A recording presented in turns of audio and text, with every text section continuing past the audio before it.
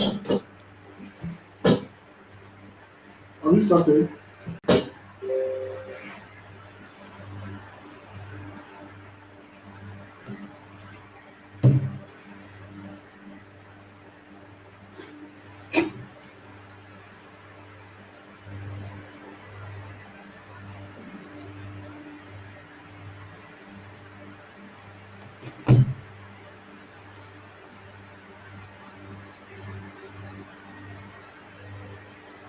Good evening, everyone.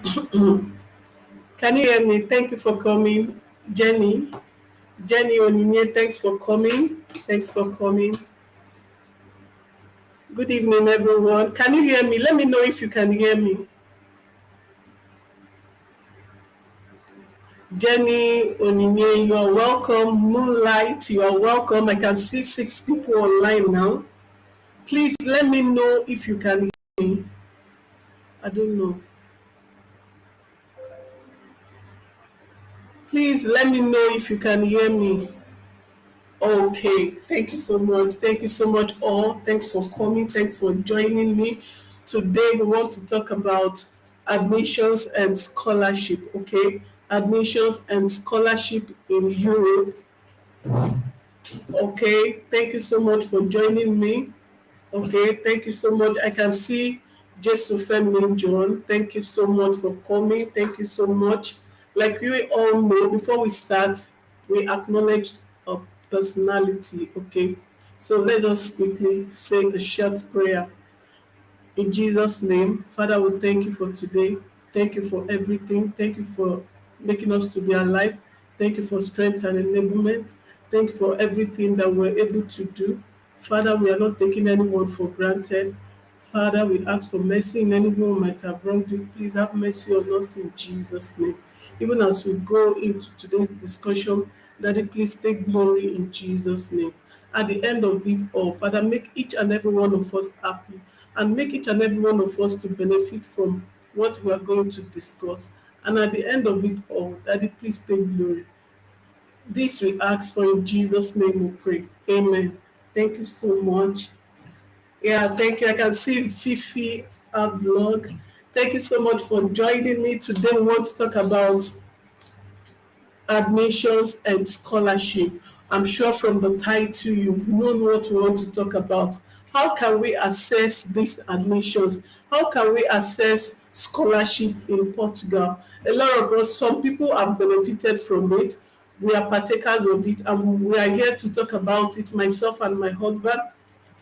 We are here to tell you guys how we got it. We are here to encourage as many that have also applied, as many that have also been looking out for this opportunity, okay? We are here to discuss our experience, tell you areas where you can focus on, areas where you need to improve. Some people might have been applying, but they are not doing it right.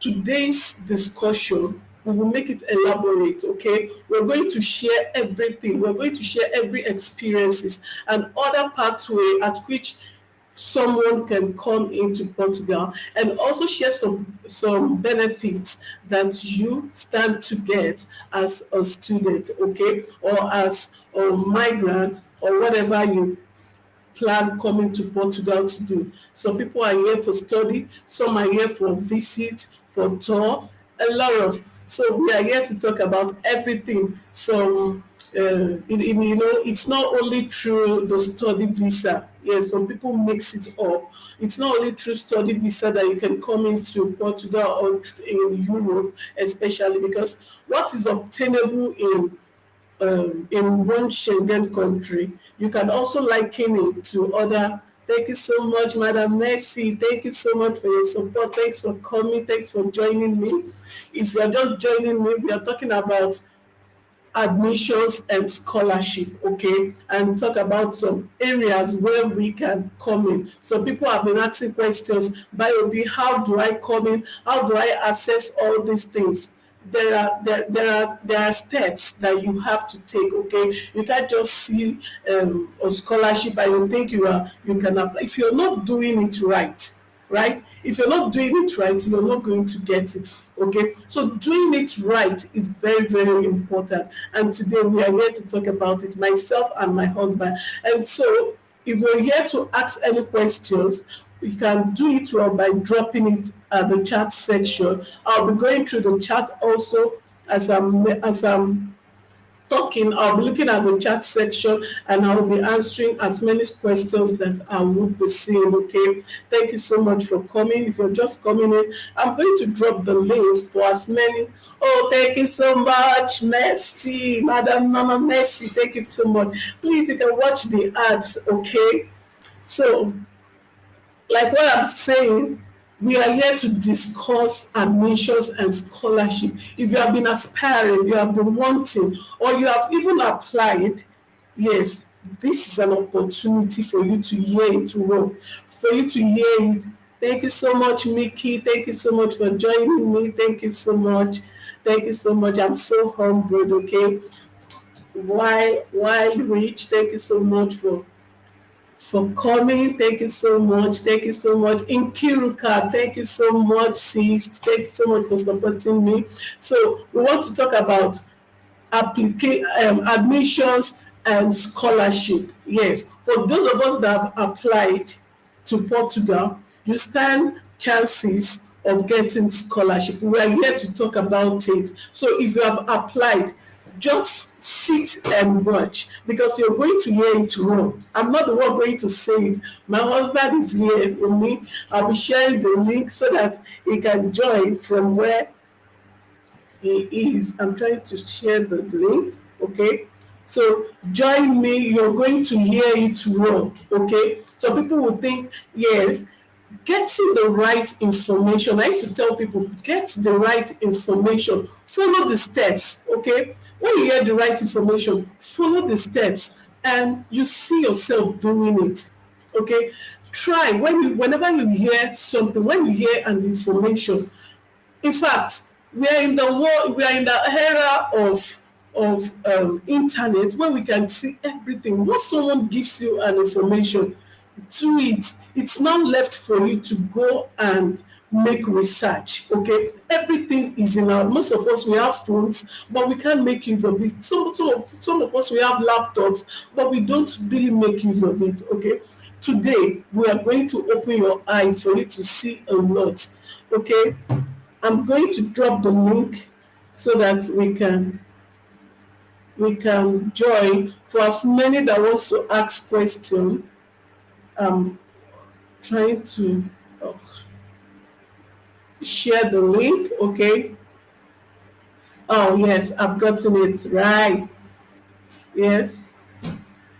Control paste. So we're not going to spend too much time. We just want to spend like 1 hour, discuss, tell you guys what we want to say, and then leave the podium, okay? So for you that have any question, thank you so much. Wow, Rich, thank you so much. Thank you so much.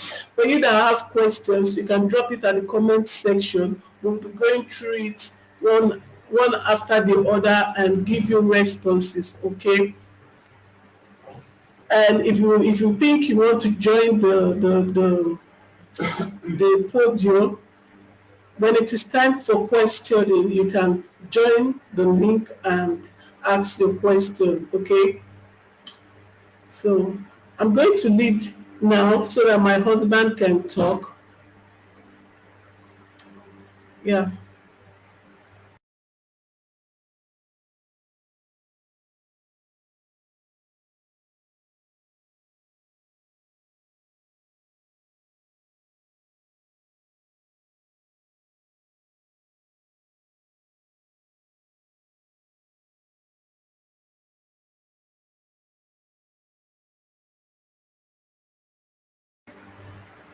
Joshua Kitayo, we have you here at the podium.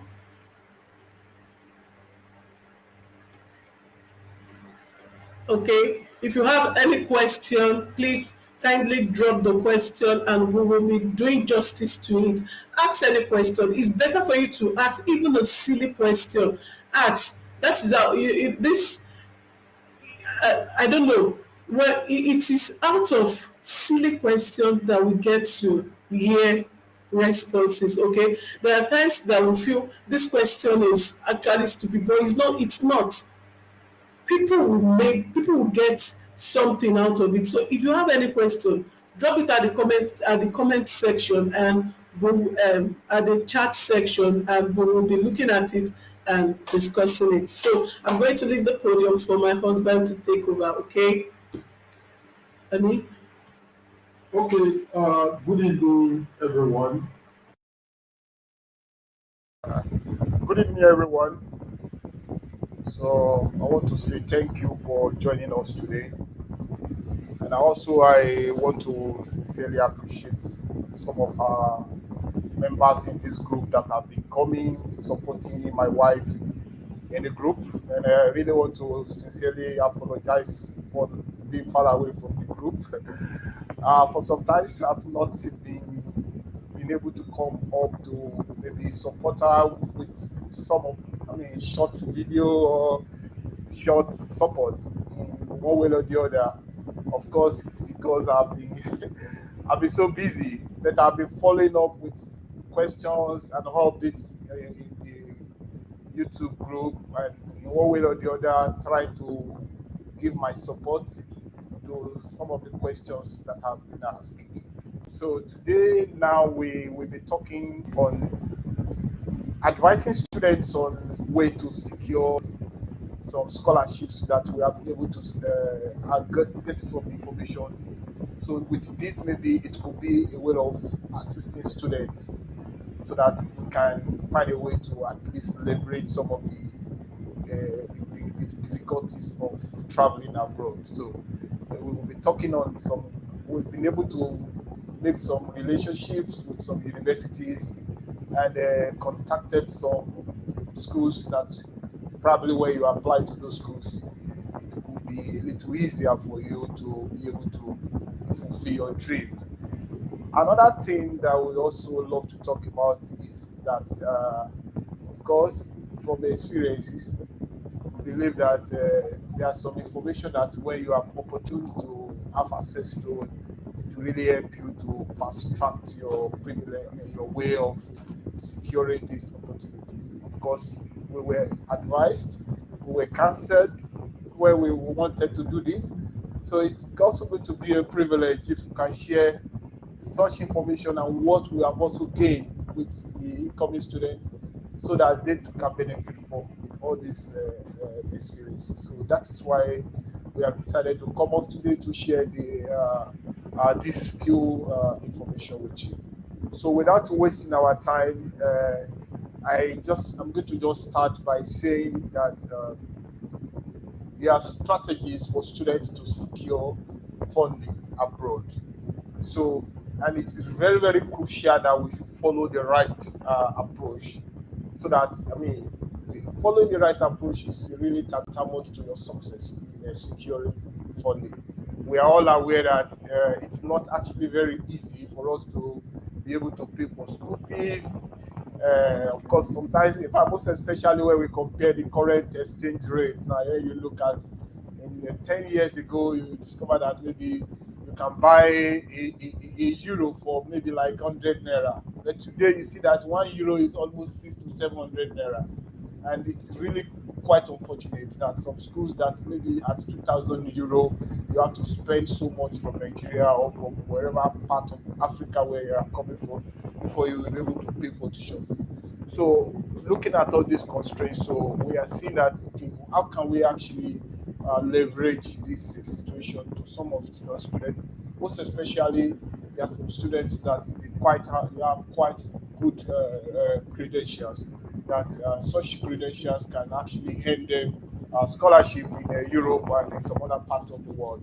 So I want to say that if you are interested, let me start with masters and PhD students before I talk about the undergraduates. The bachelor student. So as a master's student or a PhD student that you are interested in studying for PhD or for masters, so there are things that you really need to put into cognizance, that you need to put into that are so important. I could remember back then in our days in the university, many people don't put interest in securing very good CGPA. They just think that it is not necessary. Let me just graduate. So I want to tell you today that your CGPA it really counts a lot. So irrespective of whatever country you are coming from. So securing a very good CGPA during your undergraduate days is really, really good. So this is to those students that are still maybe still studying for their bachelor. So I want to encourage you that you should put in more effort for you to have graduate with very good CGPA. Good CGPA will help you a lot. This is the fact. So many schools, for you to secure scholarship, the CGPA is one of the first criteria that the admission team or the scholarship team will look at before they consider you. Because, for instance, if they say, okay, they are giving 20 points for you to get scholarship, probably they will say 5 points for your CGPA, and if you have very low CGPA, you are getting 1 point out of 5 points. Automatically, you are already losing the privilege of securing that scholarship. So your CGPA is very, very important. Number two is, I remember back in Nigeria, or let me just say generally in Africa, we are not so much concerned about publications. When I finished a degree, in my first degree, I, of course, the project is more of like conventional project. But you can imagine if I have the kind of mentality that I have currently, I would have loved to tell my professor that I want my professor to push me very well for me to be able to publish even my first degree project. Let me tell you, here in Europe, even bachelor students are making publications in international journals. So it is not out of point for you to do a project that is publishable. So now we should begin to think in that direction. Let's not just be thinking of doing projects that will just dump just for doing project's sake. Do projects as an undergraduate, as a master. As a matter of fact, even many master's projects are just writing something that does not make sense. You just write a report and submit, just for me to satisfy. Some of us even copy report and push to the professor, and then the professor just agree, and that is all. So I want to encourage us to go for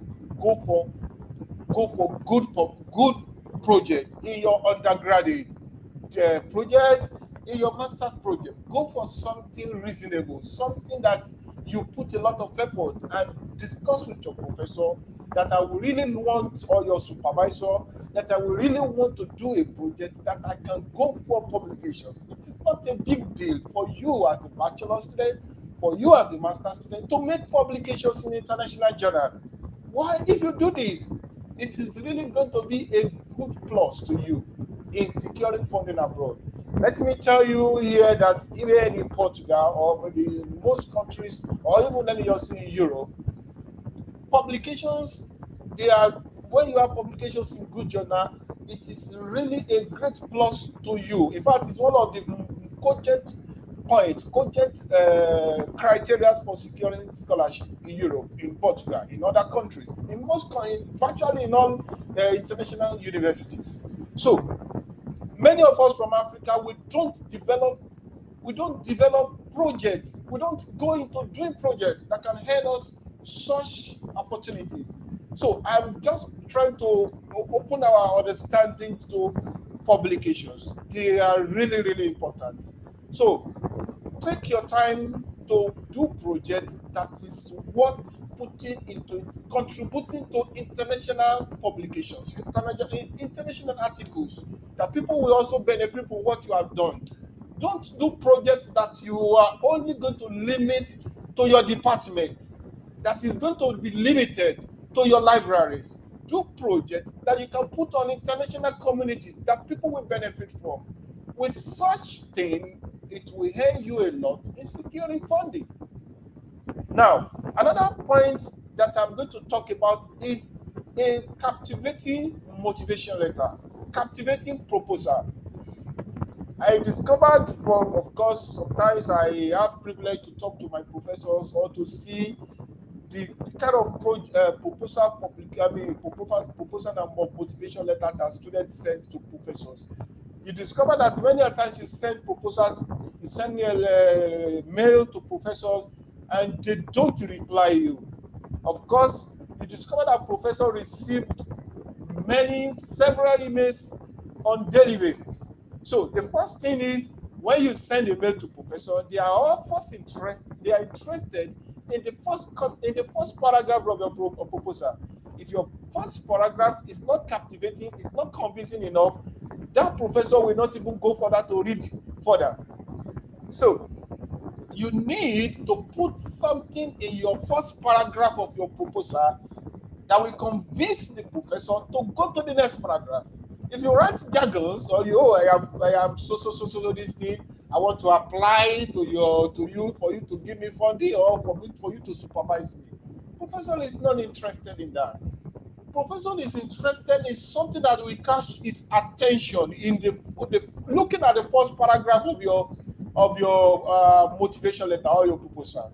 So And I think some people also feel like maybe because they can write like maybe 2 pages, 3 pages, they feel writing that 3 pages or maybe 4 pages will earn them marks. yeah, so that is correct. You don't, it is not the amount of the pages of proposal that you write that really counts. It is the how convincing the proposal is.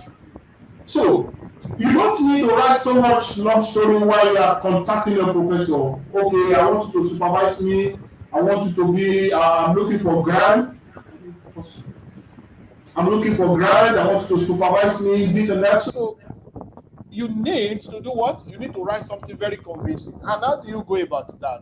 I'm going to drop one idea to you tonight that is really that is working. And what is it? If you want to contact, see, here in Europe, there is scholarship, there is grant. Here in Portugal, as a matter of fact, maybe you're a PhD student, you can secure a lot. There are a lot of grants, there are a lot of projects, there are a lot of scholarship. Most professors here, they have projects, they have grants. 80% of professors here, they have grants. And they are looking for students, PhD, master students that are coming to collaborate with them. So how do they select students? You want to contact a professor. You want the professor to supervise you, or you want the professor to accept you to collaborate in projects. You first need to know about that professor. For instance, you want to contact me as a professor. I'm a telecom engineer and I'm concentrating in the area of passive access network, passive optical networks, and you are just sending me a random proposal that does not talk about what I am doing. No matter how beautiful your proposal is, I am not going to be interested. Professor is not a monopoly of knowledge. I mean, I have knowledge of everything. As a matter of fact, in engineering, let's say in computer engineering, you will have to narrow it down to the particular interest of that professor. Go to the professor profile and know what the professor is working on. Know his area of research interest. So, not only that, try to look at some recent publications that the professor have already just published. Try to study those publications and then try to criticize, if it is possible, if you are knowledgeable enough, criticize some of what the professor have done. This is really important. If you do that, such professor will be interested in knowing what you know. If you cannot criticize what the professor have written, try to show understanding that I have read so paper, cite 2 or 3 of the professor's paper that you have read. I have read your paper where you said such an interesting paper where you said something. I think if we do it this way, it could be better in doing it this way, or we can go in this direction, or we can even add some other ideas. By so doing, such professor will be interested in knowing more of what you know. So it's not just for you to say, oh, I am sending a very beautiful, a very captivating proposal to a professor. That it's just a general thing. So these are some of the way you can convince a professor, a prospective supervisor to develop interest in you. So take note of this, and it is really, really important. Another thing you need to take note of is, okay, now let's move from the area of proposal. Let's now move to the area of CV. You also need to write a CV that is not too bulky, but captivating, showing something about research, not just saying, I am this, and that. Say something you are interested in studying. Say something that talks about your contribution in the area of research. Say something that can attract attention based on whatever you are applying, whatever course you are trying to apply to. Say something that relates to that course, not just a random CV. I'm not saying no, you should lie, but try to make sure you edit your CV. As a matter of fact, if you are applying to a university, you should always take time to edit your CV so that it will rhyme with that particular university that you or particular course you are applying to. You must do this often and often. Don't send a random CV. These are some of the reasons why you don't get response. Another thing I will also still want to talk about, still on the motivation. I discovered that many students, you want to apply to a particular department, then you send random CV, random mail, random motivation letter to several professors. You have about 5 professors or 10 professors in that department. You just put in their email, 10 email for different professors, and you send them random mail. Don't ever do that again. Don't ever do that again. If you do that, you will never get any invite. You will never be invited. So try to concentrate on a particular professor. Don't send random, even if you are going to send mail to more than one professor in a particular department, make sure that you send separate email with separate content. What do I mean by separate content? Go to that professor's profile, know what the professor is working on, take your time to study 1 or 2 or 3 of his recent publications, and then write your proposal, your mail, based referencing some of his recent publications. This will attract attention from the professor. So take note of all these important points. And again, I will also want to encourage you. I could remember in my time when I was looking for funding. Yes, you will really be discouraged looking for funding. You send mail to different professors. You send mail to 10 to 15 to 20 professors. You don't get response. I want to encourage you not to give up. It is also, many of us went through the same thing. It's so don't give up. Keep sending. Keep researching. Keep doing it. Don't give up. It's normal. One day, one professor will develop interest in your proposal, and they will reply you. This professor, it's actually not their fault because they receive several emails from different students across the world on a daily basis. And that was what I advised you, that whenever you want to send mail to professor, don't just send random mail. Send something that will attract his attention. Someone that has to read about 30 mails in a day. If you are sending nonsense, he will not go beyond the first paragraph and forget about your proposal. But if you send something that in the first paragraph, you just mention that I read about the paper where you make publication, where you talk about social thing. I am thinking in this field, we can apply social approach, we can do social this thing in your first paragraph. First say something like that. The professor will be interested in going to the next paragraph. Don't start your paragraph by saying, I am this, I have degree in this and that. No. Start with something that will attract. Nobody is interested, oh, I have degree. Yes, everybody have degree. But say something that the professor will be interested in. This is the strategy for you to catch their attention. Now, let's move to like I've told you again, continue to try, don't give up. Another thing that I want to also, I've talked about the sufficient knowledge of the professor's area of interest, and don't send random mail. So these are some of the points you need to take note of. Another thing I want to talk about now, this is particular about Portugal. For those of us that are coming to Portugal, maybe for masters or PhD. So like I told you, you can either secure scholarship or you secure grant. Grant is more of like you are working on with professor that has project. Many professors, many of them have project. For instance, let's say you are coming to my lab, you are coming to my department, telecom engineering. Okay. Can I just conclude this aspect? Then I will take some questions. Then I will move on. So let's say you are coming to my department, telecommunication engineering.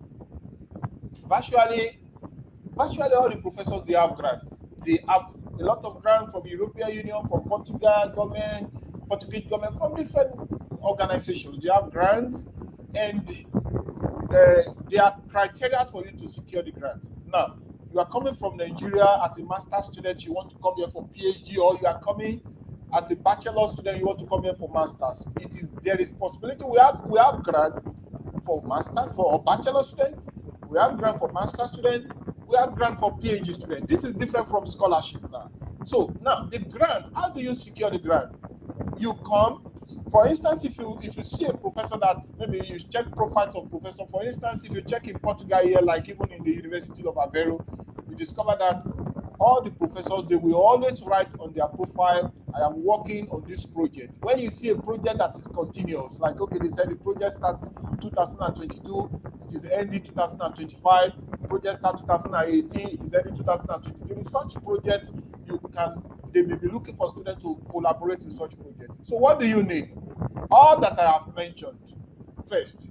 Then you need to have, like, let's say you're a master student, you need to first prepare a PDF of your master's thesis. These are some of the requirements that you need to prepare.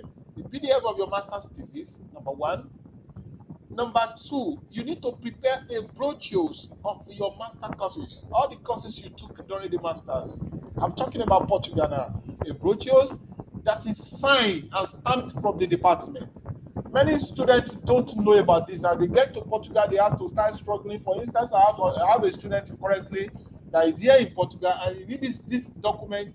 And he has to start contacting Nigeria. Unfortunately, there is strike. Strike is ongoing in Nigeria, and he cannot get this document, and this is already causing a lot of delay for such students to secure scholarship or grant.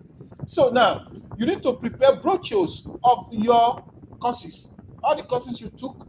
If you can do it for your master's and for your bachelor, prepare the brochures, let them stamp it from the department. Have your bachelor's and your master's project in PDF, have it handy, maybe in a safe drive. Then you need to also have your document. I think okay, today now, if you want to apply to Portuguese universities, you have to have your document legalized at the embassy. Legalization of document at the embassy is important. You have to have the document legalized. So all these documents are very, very important for you to secure grant. If you have this document, without this document, even if they give you grant, you cannot use it. So also we have what we call FCT scholarship. FCT scholarship is a general scholarship in Portugal, and it's really very, very, they give a lot of students. How do you get this as an FCT scholarship? Remember what I told you about publications. You can come to Portugal this year, apply for FCT scholarship. If you have good qualifications, you can secure it. And the best scholarship you can secure in Portugal is FCT scholarship. If you secure it, it's really sweet. For instance, as a PhD student, it's 4 years, and you enjoy it. They pay your school fees, and you don't have any problem. So how do you? And they give a lot of students, and it is not biased. It is completely based on merit. And what are those things that they are looking for? Simple things that you can do. Good publications. Good publications, good CGPA. As a matter of fact, they grade over 20. Over 20, your CGPA in your master's and your undergraduate alone takes almost 8 points. Your publications is about another, I think about 5 to 6 points. Then your motivation and the kind of what do you want to do, your proposal of what you want to do, take another 5 points. So you can see how important CGPA is now. So these are some of the points I just want to summarize for us. FCT scholarship, grant in Portugal, you can secure it. One thing about these people here is that they are never biased. They won't say, oh, because you are the foreigners. No. They won't say they want to give Portuguese students first before they give international. No, they give anybody that merits, anybody that they are never biased. From my experience with them, they are never biased about giving scholarship, about giving grant. So please, I want to encourage you. You can get it. Work on yourself. Get yourself. Now you are a master student. You are preparing to apply abroad. Why don't you push down your project to that extent that you can make like 2 or 3 publications? You can do it. Why not? Make publications, submit to international journals. Talk to your professor. I want to make publications. contribute. Don't do project that will end up in the department alone. Do project that you can contribute to international community that people will read. And at the same time, don't joke with getting good grade. Good grade counts, brethren. Sorry, this is not church, but you are brethren. So good grades actually can. So thank you very much. So I will answer some questions, then I will go back to the next stage of my discussion. So I will start with, let me see. Okay. So let me see. Do you need to send a proposal to a professor as a master student? Why not? Why not? How do you do that?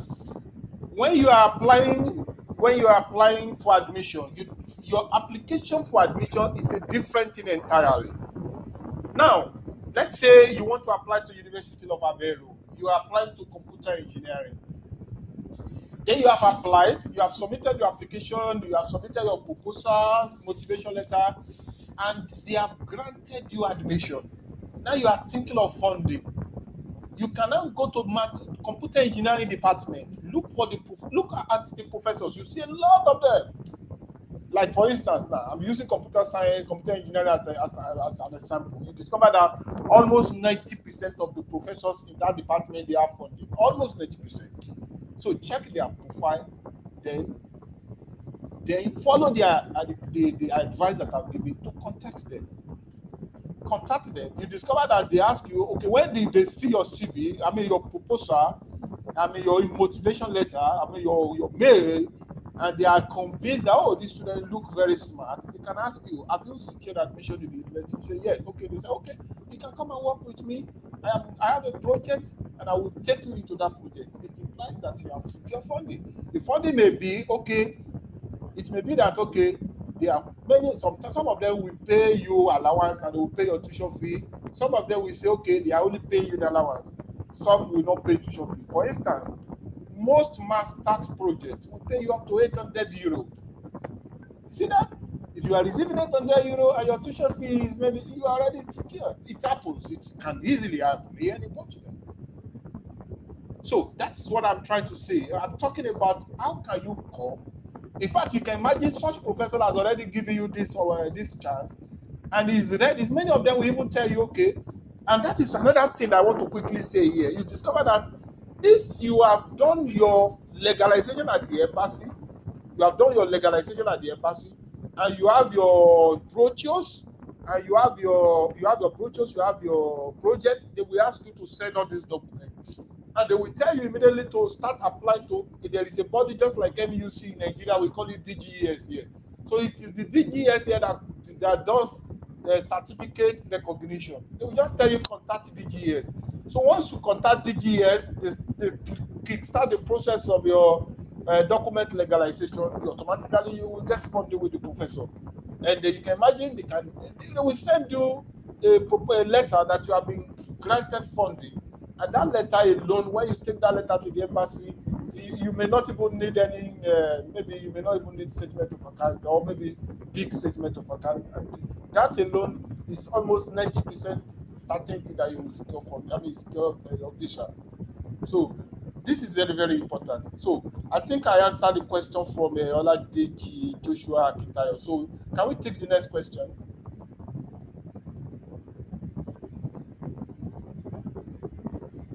So can we take question from Margedo Laura, or which one is the next question?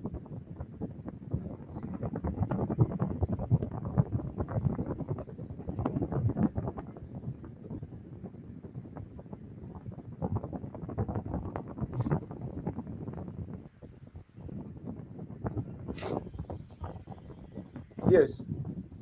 Is 4.4 over 5 a good CGPA?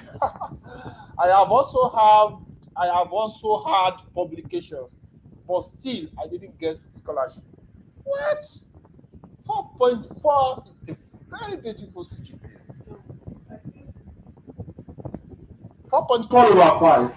Yes, I think at this stage you need to know whether she's coming in as a master's student or probably she's coming in as a PhD student. But if with this, can you possible?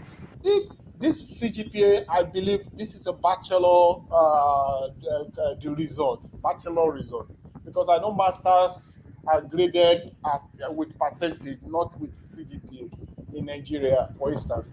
So 4.4 is a good CGPA.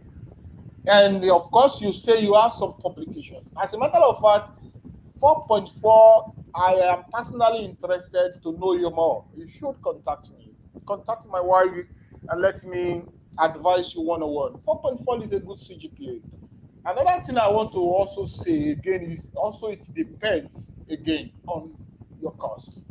Maybe your 4.4 is on the course that is not very, I don't know. But please, Laura, take our email and contact me. Let me talk to you one-on-one and find a way to advise you. This is a very good CGPA. It's almost a first class. With publication, you should be able to get admission and get funding. This is not bad.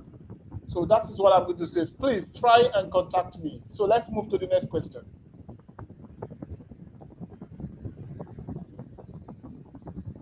Can a third class holder do a master's in Portugal? Well, I have experience with a third class candidate recently. We have applied to about 3 schools and we have not been able to secure the admission. I I can say yes or no. Some school will not give a third class admission. But let's say that third class holder also after okay you have a third class and you have been able after your degree you have been able to do something that are very relevant like maybe some programs some certifications. Okay, you have third class in computer science or third class in mechanical engineering, but you have taken some courses, some certifications that are very relevant to your field that you can show, or you have been working in an area that are related to your course and you can show all this information in your CV. Yes, you may have a chance. But third class is really, yes. Because what they do here is that they usually have quota, like, okay, they need 10 students. So if they need 10 students and you have third class, so maybe your third class, if they are giving for CGPA over 20, they may be saying CGPA is 6 points. 6 points. And out of the 6 points, your third class can only earn you 1 point. Now let's say let's assume you have other qualifications, like they said, okay, you have publications. You may have for third class, but you have made publications. I know third class does not mean that you are done. It just sometimes it happens this way. Okay, you have some publications, and they said publication is 6 points, and you have had about 7 publications. So if you earn 7 points in publications and 1 point in your CGPA, that is 8 points. Okay, let's say your CV now also earn you about another, maybe you have a very mature CV, you have been working in a good place. They say 5 points for for CV. You earn 4 out of that. That means you already have 12 points over 20. Then you can imagine you have third class and you don't have any other document to support yourself. This is the problem. So they will grade all the students that apply to the department. If a department needs 10 students, then they will grade all of them. As a matter of fact, when they publish the results, the final result, they even send all the results to everybody so that you can see what you score. And you see where you belong because they put it in ascending order and you see why you were not taking. They need 10 and you are falling to number 15 and they will take the first 10. So third class can get admission, but it depends. Like I have explained now, it depends.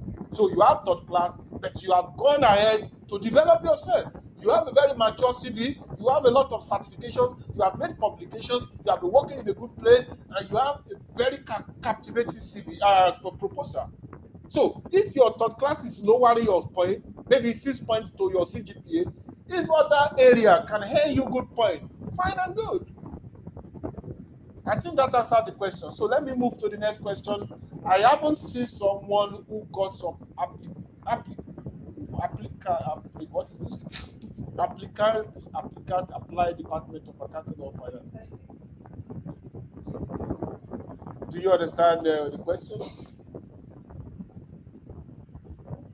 I haven't seen someone who got some can't apply Department of Accounting or Finance. Okay, I haven't seen someone who's who got some applied department. Okay, some maybe he's talking about someone that is interested in me want to apply to accounting and finance. Sorry. Okay, accounting and finance, accounting and finance as a course. Well, I don't think I don't know a university that have that course here in Portugal, but you can apply to accounting, you can apply to finance. There are other courses that are also close to that. You must not apply to a specific that oh it has to be accounting, it has to be finance. You can apply to a course that are related. For sometimes, for instance, now maybe you apply to finances. If you apply to finances, you discover that they have other sub sub areas of interest under finances. If you apply to accounting, finances may be another sub under it. So you will always find something that are related. Just like some of the video that I know my wife did, you have to be very flexible. Don't be too rigid. That, oh, I read the accounting and I have to apply for masters in accounting. There are a lot of courses. Yes, okay.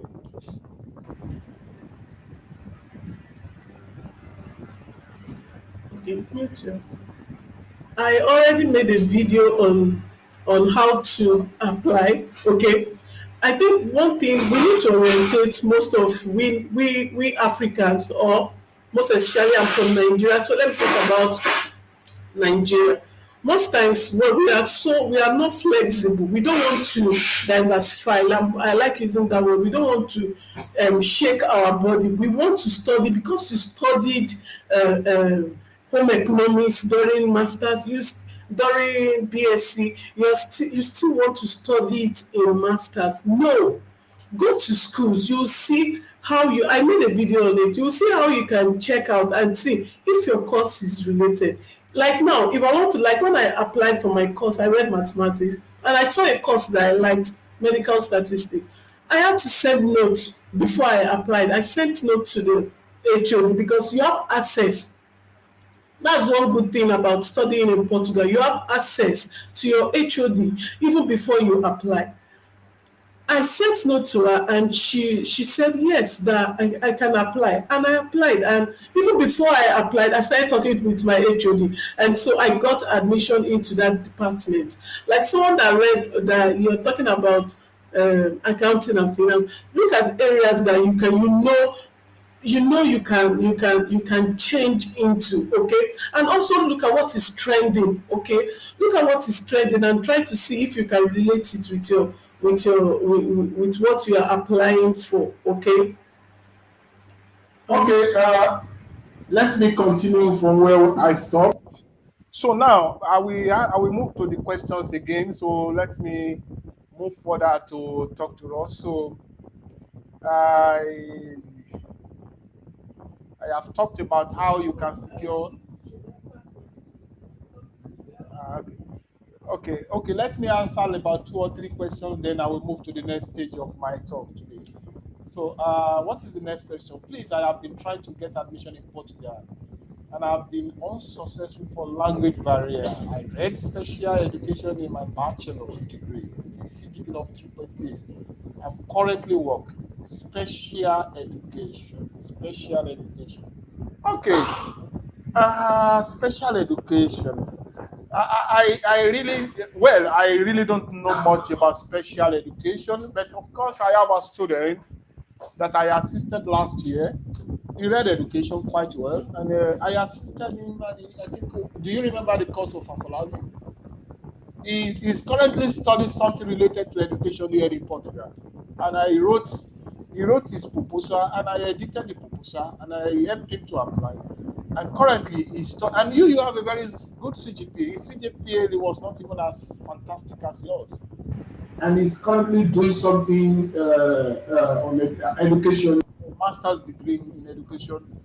I can't remember his course, but let me see if I can remember his course. So he's studying master's degree in education currently in Portugal. So maybe you need to, I will advise you to try Evora, University of Evora. They have some courses in education that it may be of interest to you. So try Evora. If I can find the course, I will let you know now. So, master's, master degree. So I will find, if I can find the course, I will. You can continue to talk on it. So I continue to talk, and I will master degree.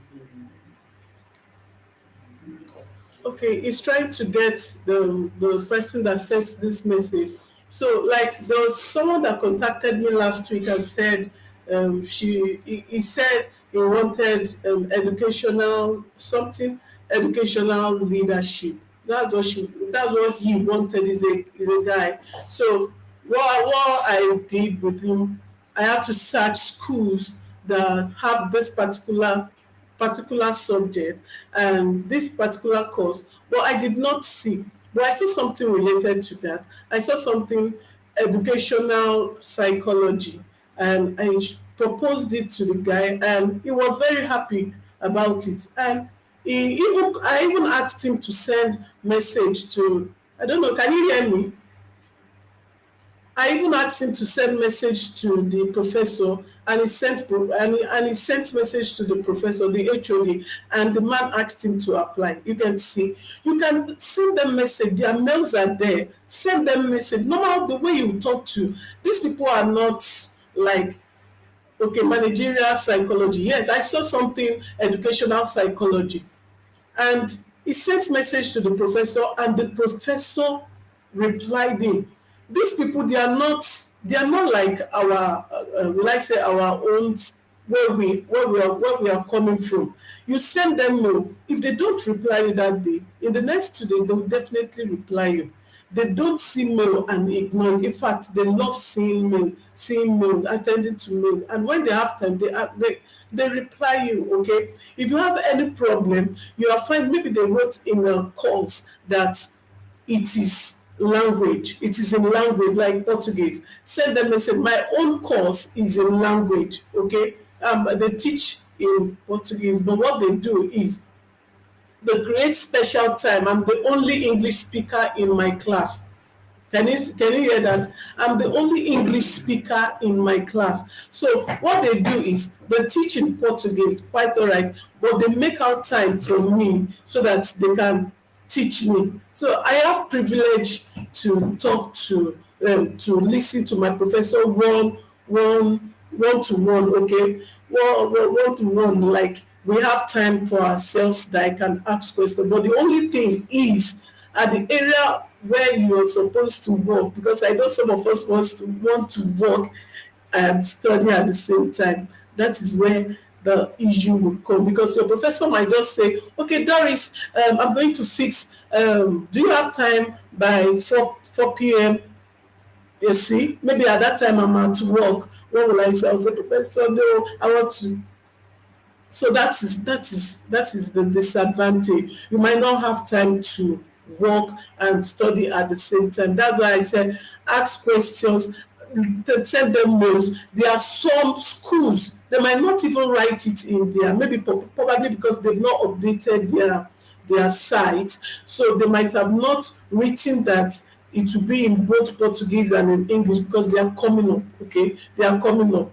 They want a situation whereby they can do both languages. They want to be bilingual. So they they would have, maybe they speak Portuguese in class, and at the same time they will speak English. So you have time to work and also study at the same time. So ask them questions, send them mails. Don't say no, it's going to, you don't know whether they will answer you. Trouble them, they like it.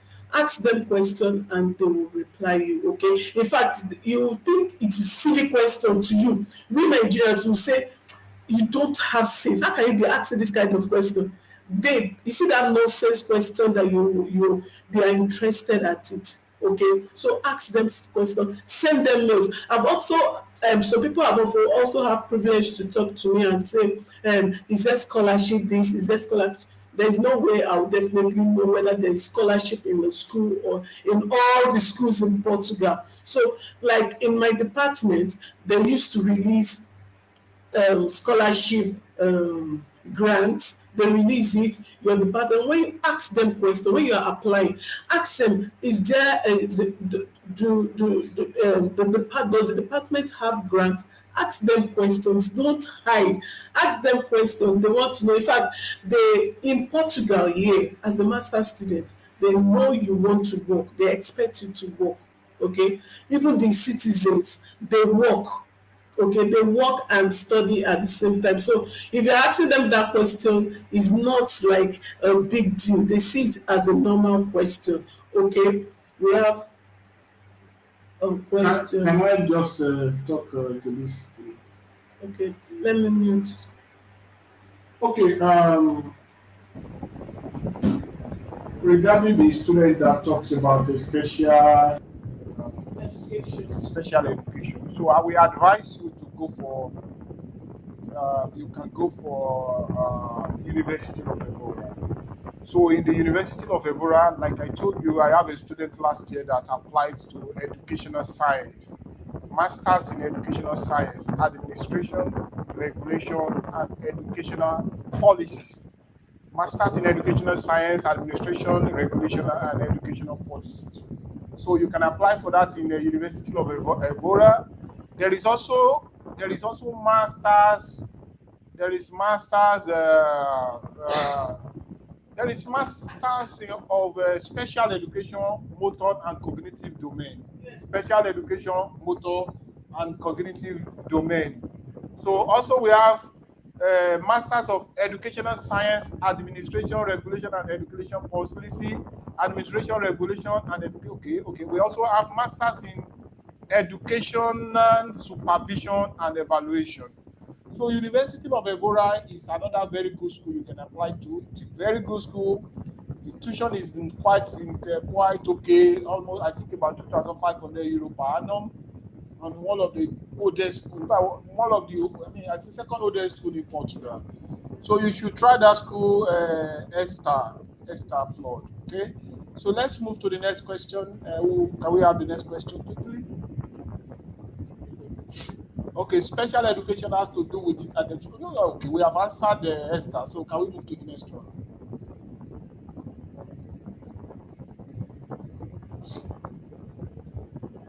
So Esther, you can as well contact, send mail to my to our email. You can send us email. So I think she will provide the email. So because now we also have a privilege to assist you for your admission if you want us to go ahead to do that. We provide sufficient information here for you that you can do it by yourself. But if you now want us to go ahead and do it for you, why not? You can send us email, we will do it for you. Okay, so can we move to the next question?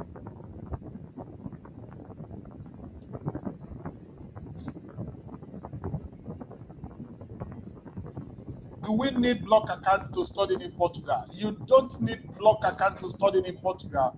That is only applicable to Germany. So to study in Portugal, you don't need block account. All you just need to do is to have sufficient financial strength. Like I mentioned, the University of Evora, you want to study University of Evora. I have given an advice, and I think Doris has reiterated this advice several times here. That, for instance, if you get admission to study like a master student, your tuition is 2,500 euro. Why not? Why not take the invoice, I mean the payment document details of the 2,500 euro. I love to be I love to be very practical.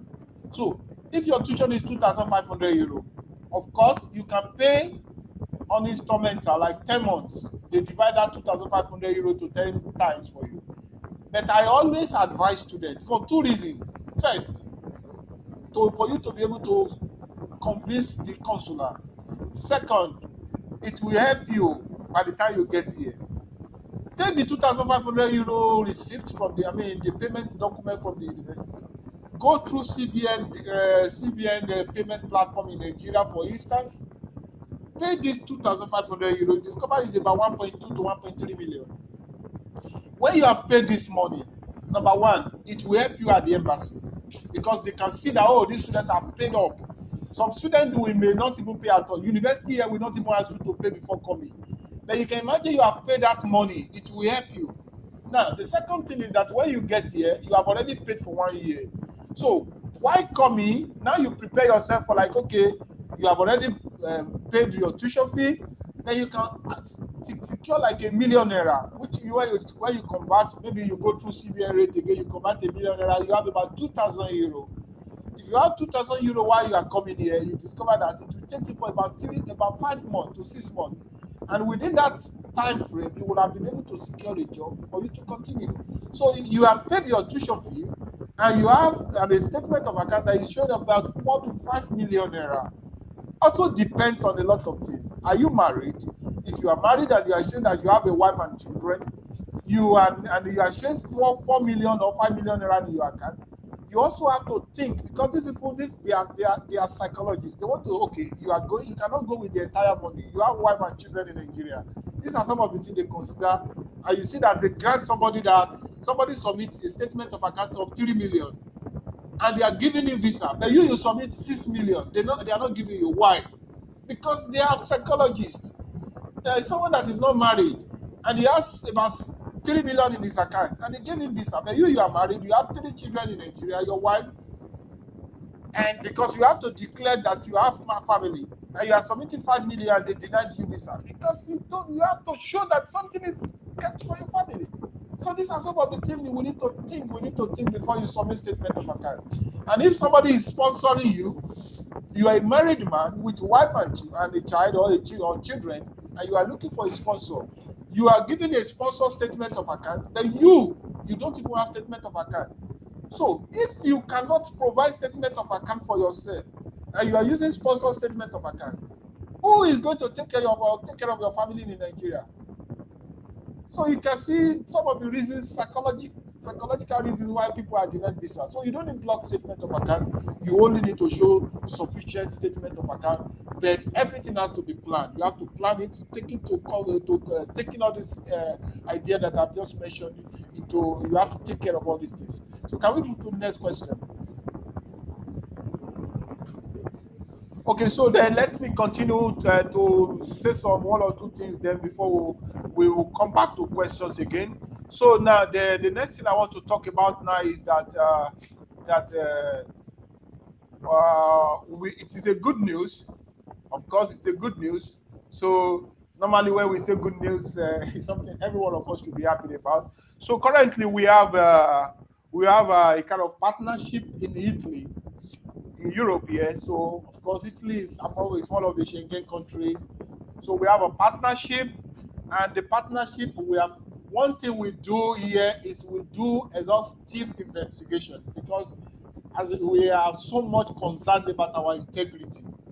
My wife integrity, my integrity, we don't just dish out information. If you watch the series of the videos that you see on this platform, you see that what we say, we don't just say something, we say what we have enough evidence to back what we are saying. So we don't just give information here. And I think she deserves credit for that. So this one that I want to tell you, of course, it's about 5 months that I've been taking my time to study this before I decided that, okay, we are going to discuss this with students. We have a partnership in Italy currently where you can secure master's and bachelor's scholarship. Yes, master's and bachelor's scholarship.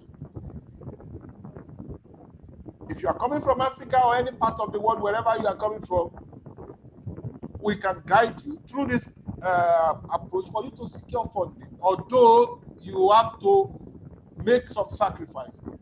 So it's not really a big sacrifice, but if you are interested, we have school in Italy where you can get scholarship. It implies when you get admission and you secure visa in Nigeria, you don't need to pay tuition fee, and you will be paid 6,500 euro per annum. That implies they will pay you for 10 months. That is 650 every month. This is what you receive as a bachelor or a master's student in those schools that we have in Italy.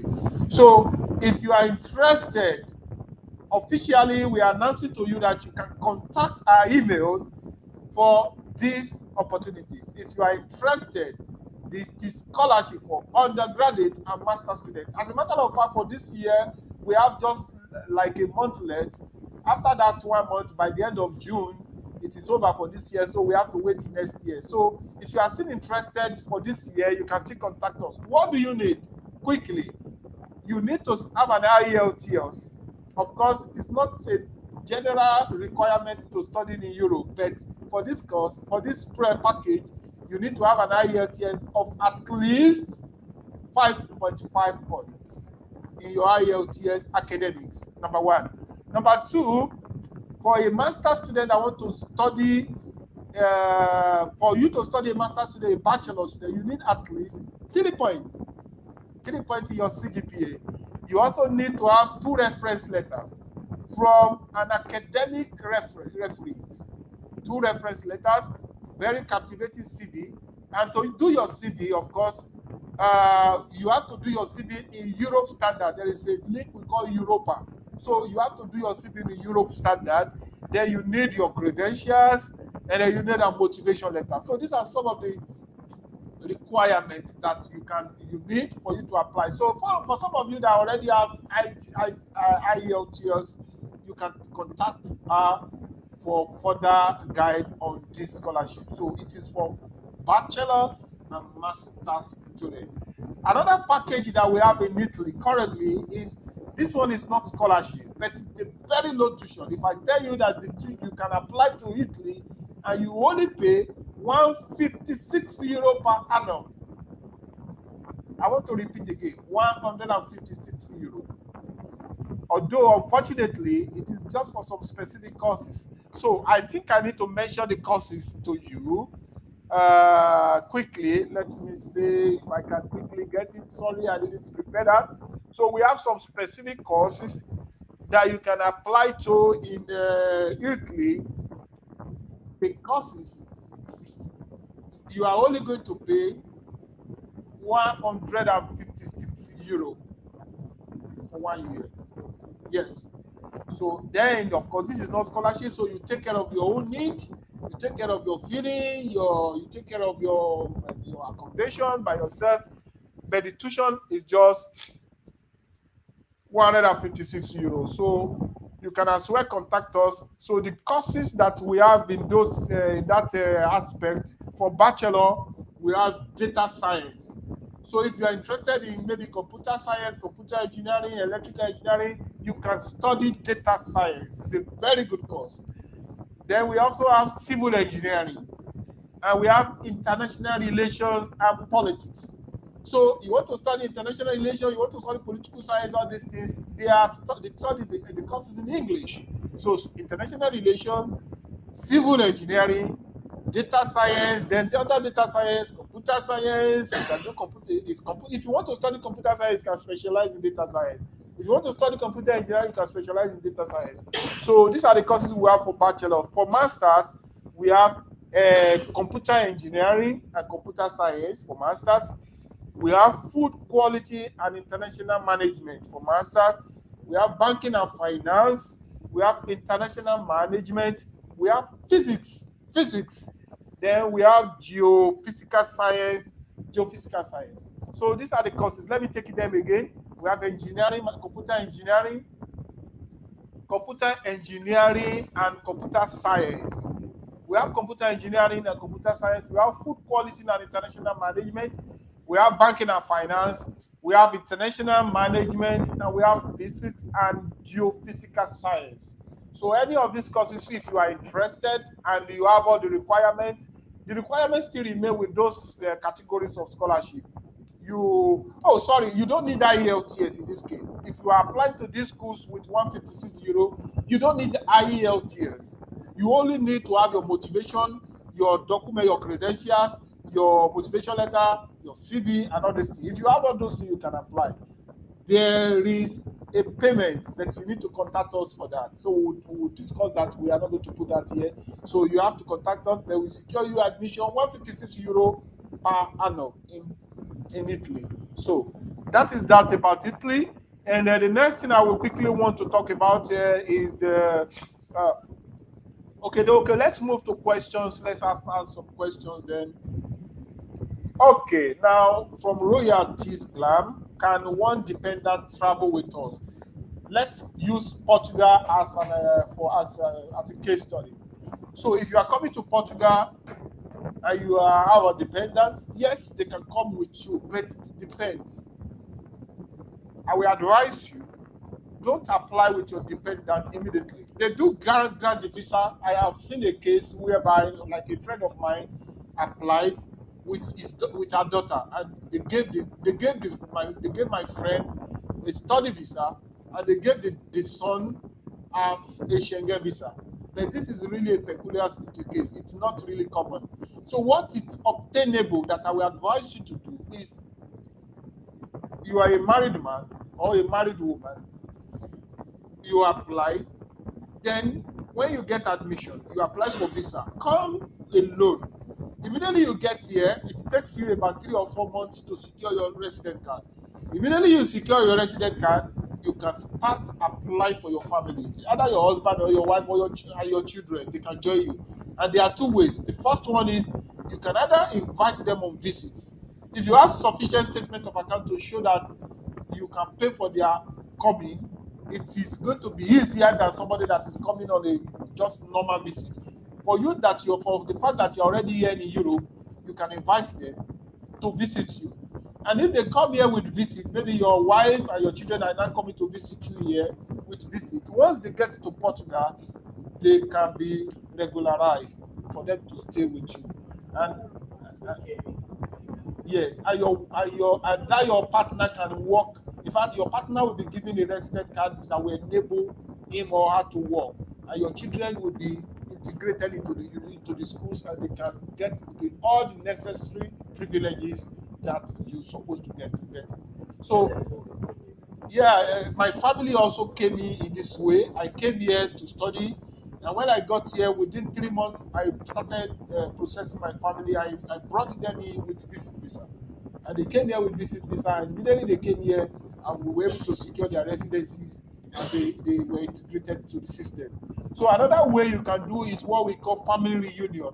This family reunion, it takes time, but they never deny it. They don't deny it. So what it implies is that you are already here, then you will so it's your right. So you apply to the immigration here, which we call them SEF. So they will now be the one that there are some documents you need to submit to them. So they will process the document, and once the document is approved here, they cannot deny it in Nigeria. All you just need to do with the approval here, you send it to your partner in Nigeria, and your partner will take the approval to the embassy, and the embassy will stamp their visa. So they will be, but that takes some time. Sometimes it takes almost 8 to 10 months to 1 year. So it depends on you. If you want to go through the other way of visit visa, it is the best. It is easy, but again, you need to show sufficient statement of account. You have a family, you have a wife with 3 children. You must show that you have a minimum wage for your wife, for the adult, and 50% of minimum wage per child. 3 children. Well, okay, 50% of minimum wage for the first child, 50% for the second child, 50% for the third child, and your wife full minimum wage. Which means that okay, full minimum wage around 700 euro for the 3 children. That is about 350 times 3. So you must show this, but that is not all. You cannot say okay, now I have let's say the total is 200 euro. And you're not saying, oh, I have 200. Let's say total is 2,000 euro. And you're not saying I have 2,000 euro in my account that I can invite them. No. Show that, okay, you have something either in your Nigeria account and your Portuguese account, combine them together, something that can take care of you, take care of the family, and much more than that to convince them, to give them the Schengen visa. So another thing you can do, you may not even apply to Portugal is maybe Portuguese embassy. Any Schengen visa can work for you. Okay, if it is easy for you to secure any Schengen visa, either Italy or France or Germany, anyone, any Schengen visa you use, let them just travel to that Schengen country. Maybe travel to Germany or travel to any Schengen country. Then they will fly from that Schengen country to Portugal. Once they land in Portugal, you just contact immigration and tell them that your family is here because you are already here with the resident as a student. Then your family is irrespective of the type of Schengen country they enter with, they don't care. They will accept, they will attend to them. So that is that. So I will move to the another question. Shola okay says, what is the CGPA grade for the last program you mentioned, and what degree is the program BSc or MSc? I don't know what you are talking about, but if you are talking about the question that someone asked about education, the question that that person asked was that the person had a particular CGPA and she was not able to secure admission. So there is no specific CGPA for any course here. Like I told you, they grade students based on what they received per admission. If there is an opening, they said they have 8 openings this year and 20 students apply. They look at the 20 students, they pick the best 8. So all I'm saying is that get good CGPA, have good CGPA, and not just the CGPA.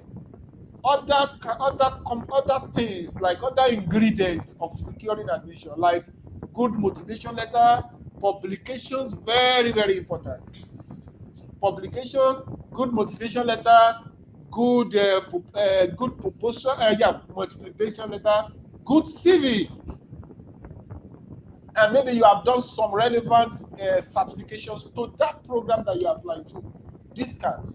So this is what I said. So can we move to the next question? Please help me clear this. I am married with no kids, yet I have 1.5 million in my account as personal proof, and I use a sponsor that have like 10 million or above. Can this fly? Of course, this is good. Now, this is good. You are married. Yes, this is good. So, 1.5 in your account, it's good, but it's not enough. Now you have a sponsor that has 10 million in his account. It's good. But also try to make sure that the tie between you and your sponsor, I didn't say this before. Let the tie be a very good tie. You know what I mean? Should be a way for you to prove that two of you have very close relationship. For instance, you are a sponsor that is a married man is sponsoring you and showing that he has 10 million naira in his account. He has a responsibility. If the tie is not very good, they will think that this person is only giving you statement of account. What about his own responsibility? So you can imagine if such individual is your uncle, you bear the same surname, because that is a good tie. So if that person is giving you 10 million, and again, I also want to say this quickly, it's not completely all about the minimum balance in the account. It is much more about the inflow and outflow from that account. You that you have 1.5 million in your account, let's say your three-month inflow and outflow is more than maybe 10 million. Money has been coming into your account, going out, coming in, going out. In fact, it's a very mature account. And let's say your sponsor has 10 million in his account, and for the past 3 to 6 months, he cannot show more than 50 million. That is not a good account. Okay, someone will have even 4 million in his account. For 3 months, inflow and outflow is more than 100 million. So these are some of the things that they look at. I think maybe this will already answer your question. Can we move to the next person? Any school for children back in Nigeria in secondary school already been written as that. Any school for children back in Nigeria in secondary? Yes. Yes. If your child, see, the only thing that you need to take note is you cannot, the way we do in Nigeria is different here. In Nigeria, that maybe somebody of 10 years is already, maybe, I've even seen 13 years that is already writing white. That is not, it's not obtainable here. Here, they don't rush, they don't force students, they don't force the way we do in Nigeria, that we don't allow their brain to be matured and we rush them. They don't do that here. If your child I have my baby here. My baby here is 6 years old. He's still in kindergarten. 6 years old. He was in kindergarten 4 years ago while we were in Nigeria. Since he came here, he has repeated kindergarten 3 times in his 6 years. And this is how they do it.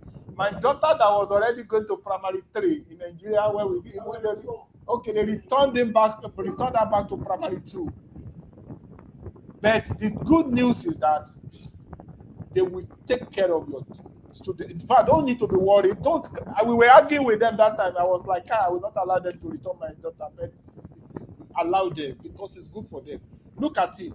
If your child, they prepare them You know, to I think finish it's okay. at the age of 18 years. They finish secondary school. Their secondary school year, primary and secondary school is a straight thing from primary 1 to primary 12. So when they finish from that primary 12, they are going to university. But that primary 12, they are already like 18 years. So now let's look at it and compare to our Nigeria system.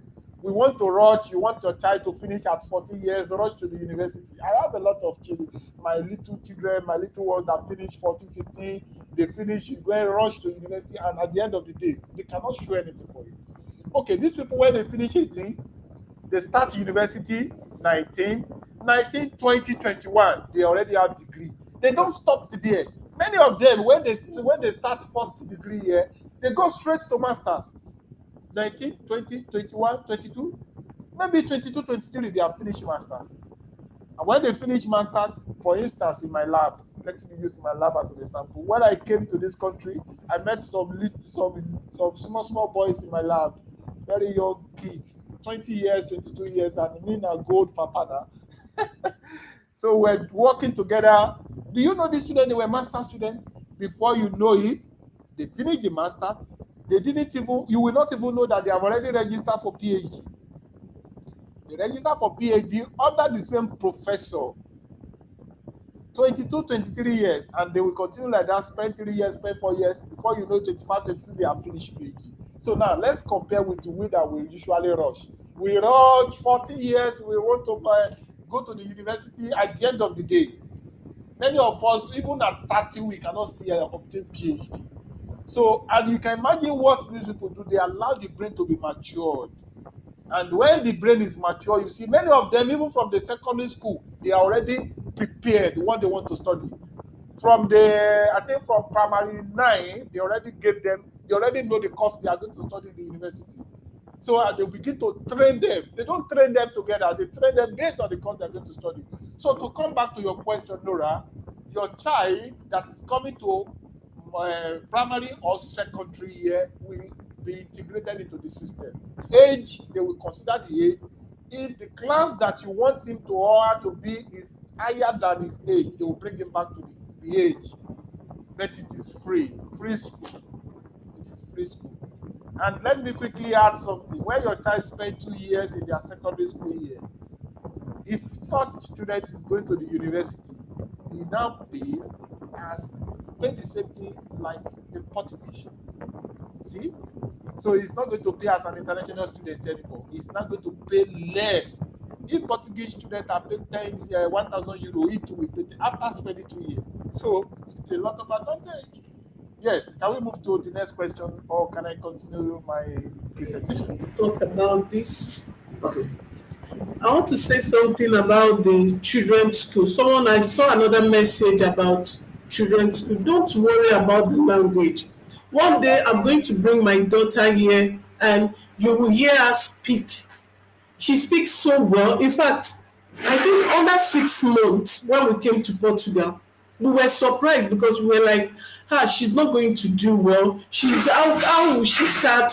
Because they teach them in Portuguese, right? They teach them everything. They write in Portuguese, they teach them in Portuguese, and they change their handwriting. There's a way they write there. In fact, a typical Nigeria, if you up till now, I don't think I can read. Whenever my professor writes, I don't like him or her writing for me, because if they write a normal Nigeria, you cannot read. But the children, in fact, under 6 months, she could communicate, she could express herself, and then we were worried that no, she will be isolated. In fact, they gave her an English teacher. Okay, they gave her an English teacher that would always be by her whenever they are teaching. The teacher would explain to her, would tell her everything, and they make them. It's not the way, when you come. It's not like when you come, they allow you to start speaking and start speaking. I like in English, I come and go. No, they teach them the. In fact, they teach them in such a way that they understand. They can use it. They can work with it. And in fact, our kids, they speak well, even better than English now. In fact, if they speak English now, it always mix, they will mix both English and Portuguese together. Okay, but then if you are bringing your child, don't be worried that, in fact, the way they teach them, they give them confidence. Okay, they make them as little as they are, they make them do presentation. And that's one thing I give kudos to Portuguese. And even you, if you're coming as a master's student, you're coming as a PhD student. No, PhD, they are own, it is normal. But as a master's student, you are coming, you say, hey, I'm this type, I don't know how to talk, I cannot stand. Everything, all their courses, everything from A to Z. Once a professor teaches you, you are going to do it back. You are going to stand and also teach.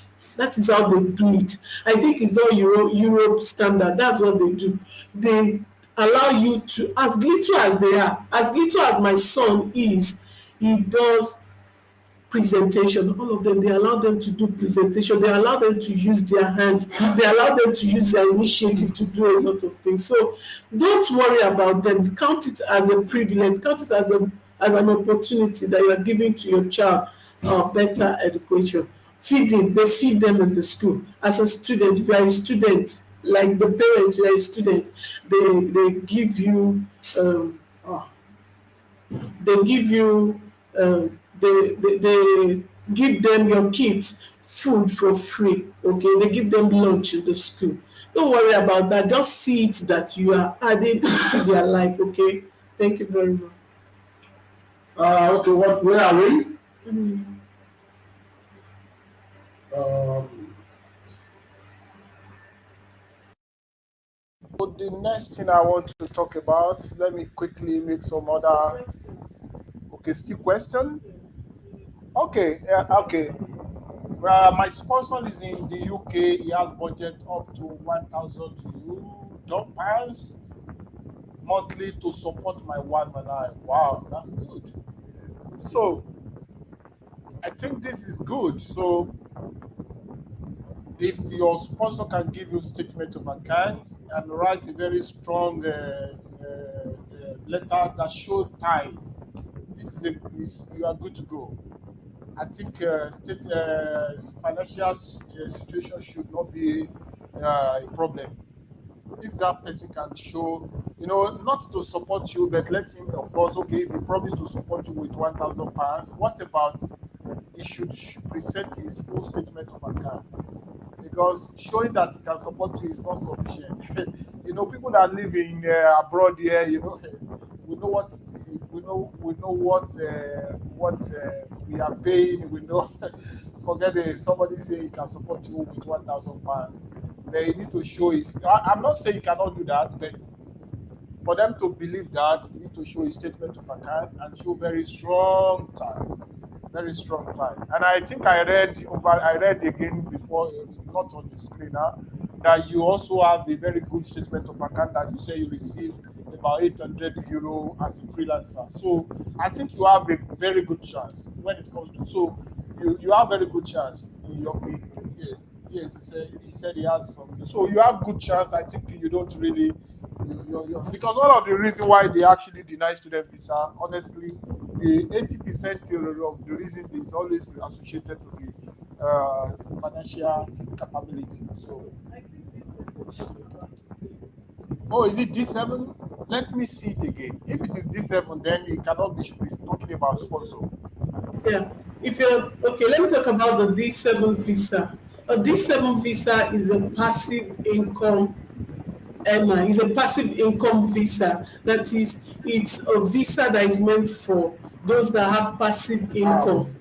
Yes, you have like a freelancer. You have that. You have an income that is always coming monthly. Like if you watch my video, I made a video on it, and according to, if you go to the website, you will see that they wrote 8,000 euro per year. If you're saying 800 monthly, 800 monthly, you know euro is higher than dollar, right? You know euro is higher than dollar. So I think it is still less, and they said minimum, and I would advise that if I don't, like you said it is 800. If it's like something like 1,000, I think you are qualified, because one of the first criteria is you are earning an income that at the end of the year it's sum up to 8,000 euros. 8,000 euros. Go to the website and see it. Okay, then they have sum up the minimum wage, they have sum up everything, and they have seen it that having at least 8,000 euro, that is 800, you're having 800 per month, you can have such amount with you. So go and check the website, you will see it, that and see what is obtainable there. Okay, this 7 visa is for your category. You are a freelancer, is a passive income, and make sure that this money is coming. If you listen to the video, I said it must be, let's say it is coming, like the salary is always coming at the end of first. Make sure it is coming, it like a salary. Our salary, like for example, if I'm earning, if my like, okay, a government worker, they are paying you salary. A retiree, you receive your salary every 27th. Make sure that that money is always coming at 27. If you also rent, if you have an accommodation that you are renting, that's, you're a landlord, you know your money is always coming like that every month, you are also qualified. This 7 visa is the visa that they are seeing your salary, that this money is coming like this every month, and that you are working. You don't have to be present, you don't have to be there physically working. The money just comes to you. You're like, you're a YouTuber, you are earning so much money like that. I think it's you are qualified for that. Again, Norachi is asking, is school fees free for children in Portugal? Free. We have said that. We have said that before. It is free if it's a public school. Okay, if you are coming, if that's for primary and secondary, it is free. You don't pay. And another advantage, if your child is already grown, is in secondary school, your child is already defined. Like, do you know, if you are I know of a boy that is studying robotic, is it robotic engineering? Robotic engineering. They, in fact, when the boy is already at primary 10, primary 12, because they have the primary 1 to 12. From primary 9 to primary 12, the child knows you want to study medicine, you are already focused. They will not start teaching you. You will do that course. You want to study robotic engineering, that is how they do it. You're already defined. So when you come out, you're going to the higher institution, you are not confused. The child is not confused. The child is already prepared. He already knows what he already knows what he's going to see. Okay, I think I will stop here. And another question. I think we should go ahead with the presentation, please. Because of time. Okay, maybe we'll take 2 more questions. Yeah. Okay. Yeah. Okay. Now this question says, please, another question bothering me is, can my sponsor use his business account? Why not? You can use any of his accounts as long as he is a signatory to the business account. You can write and we can link the business account to your sponsor. So it's the same thing. So that's not a big deal. You can use his business account. Can we move to the next question? Can I use student copy to apply for admission? Yes, you can use your student copy to apply for admission. Then make sure you get original copy. I think they will not accept student copy at the embassy or even the Ministry of Education. But for you to secure admission, you can use your student copy. I know some schools in Nigeria don't grant, they don't give transcripts to students. Really, yeah, I know they don't do that, but you can use your student copy to apply for admission. But at the embassy, most likely they may not accept student copy at Ministry of Education for authentication. I don't know. I don't know about that. Do people still have a high chance of getting admission in the ongoing second? Why not? You can secure admission on second cycle. The only problem, yes, yes, the only problem is the time it takes you to secure visa in Nigeria. So in most cases, you simply where you don't apply on time. By the time you get admission, the time that you need to, like all this that is obtainable in Nigeria now with the problem of strike, the document have to go through process, NUC back to the university, and it takes so long. And at the end, you discover that even by December you have not even been able to come. So that time, such semester is almost over. So this is only the reason why it's not very encouraging. But you can still get admission. So can we move to the next question? Okay, so I will quickly talk about. So, like I said, now we can apply. We can get admission for you in Portugal. If you want us to undo it, even as much as we provide all the information you need here, then we have a standard agency. If you want us to undo your admission for you, yes, we are going to do that. So please, if you want that, you can contact through our email. Not only in Portugal, we have collaborations with schools in Hungary, in Germany, in Netherlands, in France, in Spain, and in UK. And good news, we have schools in Canada. We have schools in Canada. We have schools in US. And I want to present an opportunity to us from Canada. Yes, why we don't so much push for Canada, it's quite because of the discouragement of not being able to secure visa from Nigeria particularly. As a matter of fact, from my experience, even before I left Nigeria, because I usually handle student admissions and visa before we left Nigeria. But since we came to Portugal, the research has completely taken over everything. But now we are trying to bring back the agency with 100% integrity. So this is what, of course, we can assure you that. So what discouraged me about Canada sincerely is the issue of visa denial. You can imagine taking 10 students to the embassy and you only get visa for 2 students. It's so discouraging. So because of that, I've not been having so much spirit applying to Canadian universities. But today, I want to assure you that we have been able to secure a very, very dependable link for us to at least we have 90% assurance that if you follow our guides, that you can secure study visa in Canada. So it's a good news. If you follow our guide, although it is really strict, but before we allow you to push, we will interview you and be sure that you have what we need. So if you have what we need, we push for you. We can assure you of 90% chance of securing study visa in Canada. Now, to add to the good news, we have a school in Canada currently. If you look at Canada's universities, averagely, the cheapest school you can talk of in Canada, we'll be talking about 18,000 Canadian dollars. Yes, it's really expensive. You can see some schools of 30,000, 35,000, 40,000 Canadian dollars. Then we have a school we are collaborating with currently that their tuition is just 40,000 Canadian dollars.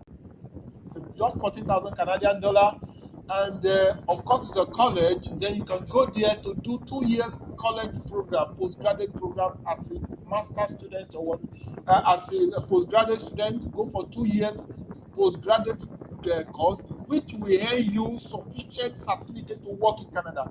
If you choose to further, you can further, but this will give you enough 3 years guarantee for you to work, which is sufficient for you to organize your stay. So it's a promotion. The tuition is a promotion. It is not a conventional thing. And currently it is active. So if you are interested, you can contact us. Not only that, we are not only presenting the admission to you, we're also presenting to you that we can guide you to secure visa in Canada, and with this very low tuition fee institution. So for undergraduate as well, we have some diploma courses that you can go for. As a matter of fact, from my experience in Canada, it's not completely all about big degree. It's all about practical oriented courses that can help you. They are not much interested in your certificate. They are much more interested in what can you offer. So, and you can get all these kind of advantages in the college. Yes, I assure you this. So I have this college that you can apply to as an undergraduate student, as a master student. Then you go for postgraduate diploma, or you go for 2 years per diploma course as an undergraduate student, and this will earn you a sufficient certificate to work and for you to be integrated into the system. And then if you now choose to further your degree, why not? Which, because you should be sufficient enough to pay your tuition. You will not depend on your parents again. So this is a good news. And if you are interested, you can contact us for that. All you just need to know, you just need a 6 point CGPA, 6 point IELTS, and all the remaining documents like your credentials, all the necessary credentials. But IELTS must have 6 points. We also have some other schools in Canada, but any school that you are interested in Canada, if you tell us the issue of visa, if you provide all the requirements that we ask you, sure, we can tell you that you have 90% chance of securing visa to study in Canada. So now the floor is open for you. If you want to come to Europe, fine. If you want to go to Germany, I mean to US, fine. If you want to go to Canada, contact us. We will give you one thing that I can assure you here. Before we take your work, like okay, we are going to continue to apply for you. We will do exhaustive planning. We plan and be sure that you have that, I mean, above 50 chance of securing everything before. We are not interested in what we are in the money or whatsoever. We are interested in your success, and we have legacy to we have names to defend. So I want to assure you that if you come through us, you can be so sure of transparency and the qualitative guides that will enable you to secure your future admission in any part of the world, wherever you want. If we cannot do it, we tell you we cannot do it. But if we can do it, we will make sure that we do an exhaustive plan so that you are be so sure that you have everything. We cannot just jump. If you don't have what is sufficient, we tell you that we are sorry. What you have cannot earn you that.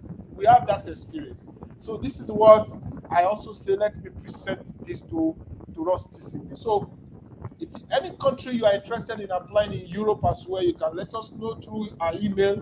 We will guide you, and then we'll try our best to help you to secure your admission and guide you towards your visa. We are not consular. We don't grant visa. We only have experience. We understand what is required. We understand the system, and we will use our experience to tell you. If you listen to us, of course, we are not saying 100%, but at least with the experience. It's not there is nothing that is big deal in all this thing. It's all about doing the right thing. If you do the right thing, you get what you want. So this is just what we have to tell you. So we can take some other questions if there are still questions there. So let's take some questions.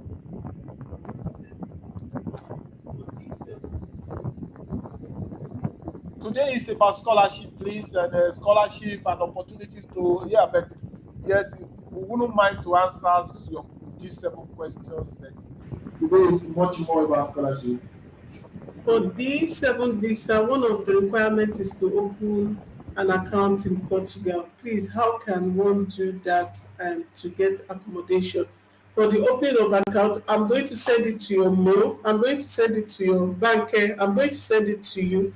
And also for accommodation aspect, for you to get accommodation in Portugal, you need a guarantor, right? Even we here, for us to stay in the apartment where we are, we need a guarantor. So if you're getting accommodation in Portugal, you need a guarantor, somebody that can stand for you, because in right, you need someone that can stand for you and do that. And before one can stand for you, it's the person must have had one-on-one relationship with you. Okay, that's the aspect of accommodation. Okay, so um about children barrier, don't think about the children barrier, just think about what you're going to give your child, the best the quality that you're going to give your child, an opportunity of giving him or her a better chance to study well. Okay, don't look at the barrier. Yes, we know it's going to affect them.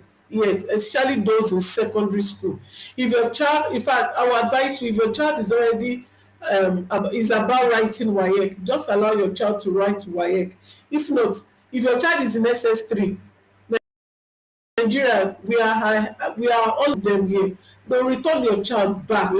And if your child does not do well, see, I'm going to tell you categorically, well, because most international students, their children, if your child does not do well again, they will not promote the child. Let me tell you that. They will not promote the child.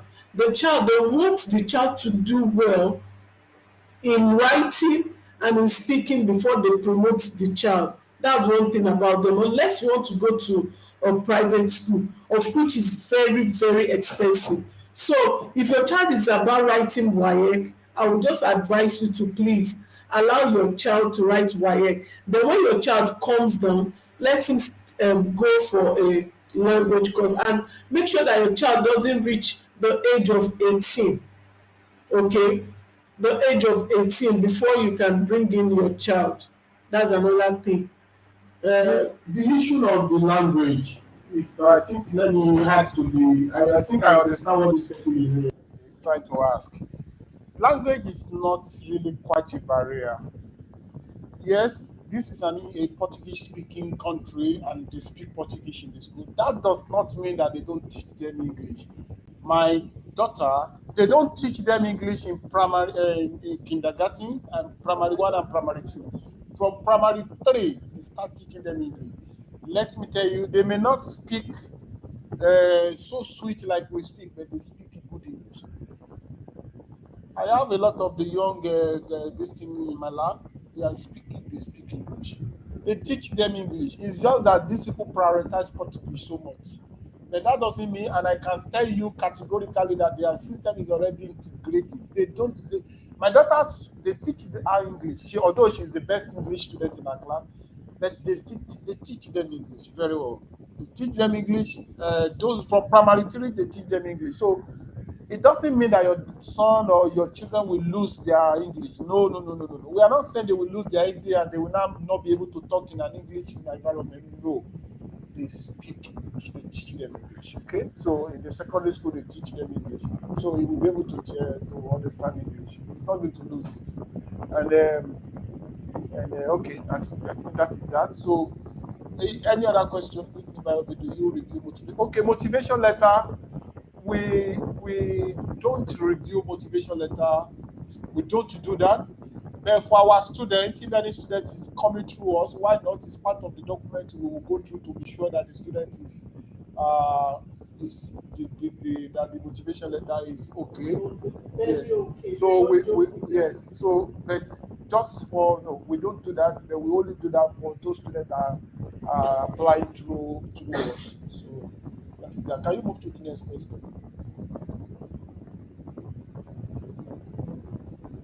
Any other question? Do people still have a high chance of getting admission in August? Oh yeah, we have answered this question already. Do people still okay? Like there is no more question. Okay. I think in the next 10 minutes now we should close.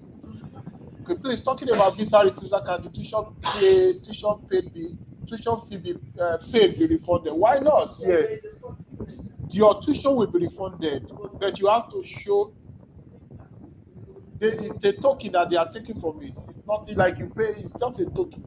Then you have to show them evidence of refusal. You have to show them that you are actually refused. Some people will apply, pay tuition, and they now say they have gotten opportunity in another country, or they decide not to come.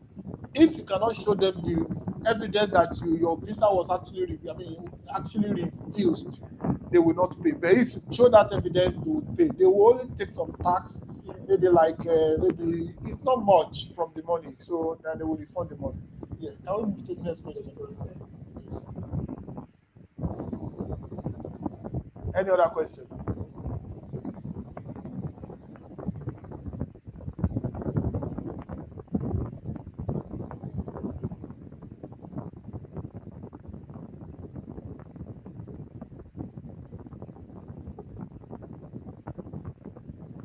You can as well come into the video, because we have just short time now to finish today.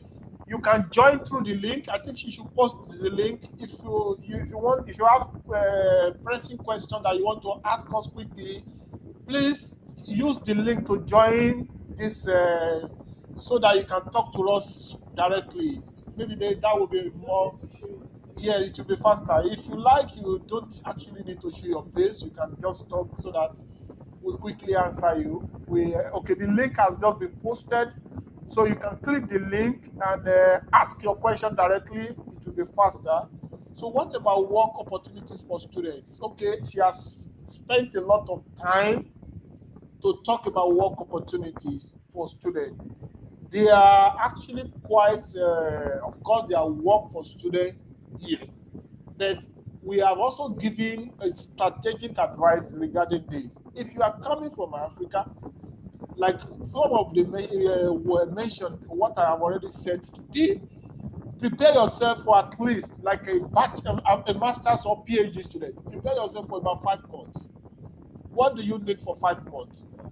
Prepare your tuition, pay your tuition, like, okay, like I've advised you, I've given a university as an example. Pay the tuition before you leave Nigeria. It's not that maybe it's a norm, but it is our advice. Pay your tuition. Like, okay, your tuition is just 2,000 euro. Pay. It is for your own good. Then prepare for about 5 months. Within that window of 5 months, you would have been able to secure something, because then you will process your resident card. Without your resident card, it's almost impossible for you to secure a job here. So with your resident card, why not to secure a job? For instance, the students that came into here through us last year, December, at least those that we know, about 10 of them, I can tell you that almost 8 of them have already secured job now. So you will secure something to do that, at least that will take care of your immediate needs. What about the working? So can we move to the next question? Yes, about the work. I want to lay emphasis on the job. I want to lay emphasis on the job. Like I made in my video, I'm not going to sugarcoat anything. It's the real fact. Don't think that immediately you come to Portugal, you are going to get job. Don't allow anyone sugarcoat you. Don't allow anyone to, like, it's not immediately you're going to get job, because one, you need a resident card, and immediately you're getting your visa from Nigeria, check your passport. They will include the dates, the time, and where you're going to meet safe. Okay, when you get your visa, check your passport. You're going to see that they will include the date. So you already know when you're going to prepare, when they are going to prepare your resident card, when you're going to meet safe. Okay, so prepare, and you already know. So don't think immediately you come. That's why we said prepare yourself for like 4-5 months. Okay, prepare yourself so that when you come, you're not like but they said immediately when you come to Portugal there are jobs everywhere. There are jobs, but you must, they don't pretend. They don't pretend. So prepare yourself, and when you come, you will not be surprised. Okay, when you get a resident card, if I you yourself, you will be troubled. You want to do something. Okay, if not, cold will even chase you out of the house. Okay, so don't. And again, for master students, have it in mind that you are allowed to work for 20 hours, 20 hours per week. Okay, but there are some people that they get full-time job. If you know you can manage yourself with that, fine. But if you know you cannot, you can do with that too. And also it depends on areas. It's not all areas that you can get job. And some departments they do their class during weekends, some is Yes. after 7 p.m. in the evening. Yes, some people that are in Lisbon, their classes are in the evening time, like 6 to 9 p.m., right? 6 to 9 p.m. And there are some it's weekend from Friday and Saturday. Okay, so it depends on your school.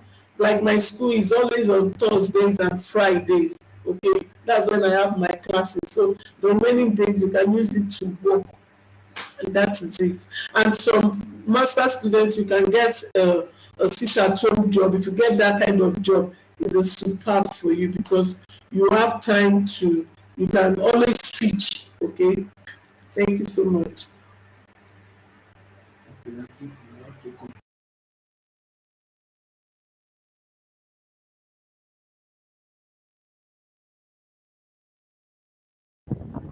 Okay, so thank you guys for your time, and I will quickly answer some few questions here, and then I think we have to go because I'm sorry we have to go. And so please, any website from where one can book or reserve accommodation in Portugal. Why not? Just go to Google. It you just depending on the area you are, your school is. Just Google it. But one thing is, if you reserve the accommodation, they want you to pay. They cannot give you that reservation. If you see accommodation, what they usually do here is to they post the vacant room. Then when you contact them that you are interested in the room, so the first thing is for you to go and see the place, and then you have to pay them. You cannot reserve it without paying. So that's why it's really difficult. So what I will advise you, if whatever school you are interested in, maybe you should contact someone in that region. And or maybe I'm not making a promise here, but if it's something we can be of help in whatever way, you can contact my wife email. If there is anything I can do about that. So just contact us. So, but it's not a promise that we will get you accommodation because it's really not easy to secure accommodation if you are not here. This is what I can say. You need guarantor. But if it is student room, you will not completely need guarantors to the student room. But it's not really easy. Accommodation is one of the big challenge here, but it's one of the challenge that we have here. But just contact us, let us know where your school is, and then we will give you our own way. We advise you on how what you can do. Can PhD student with funding work part time to get extra income? No. If you are a PhD student here, we have to sign contract. So PhD that is having funding, it's like you are working, it's a job. So like I can tell myself, I'm an example. I have full funding, I have full scholarship, and from going to 4 years in Portugal, I have not worked. So I only live on my fund, my scholarship, and even if I'm going to make extra money, it is just on my own, using my brain to do some other things, but not to sign another job. Because for you to work in Portugal, there is something we call leave number. Any work that you want to do, your leave number is needed. And when your leave number is anywhere, your leave number comes and they will know whatever you are doing, and it can really affect you. So that's that. Yes, let me take another question quickly.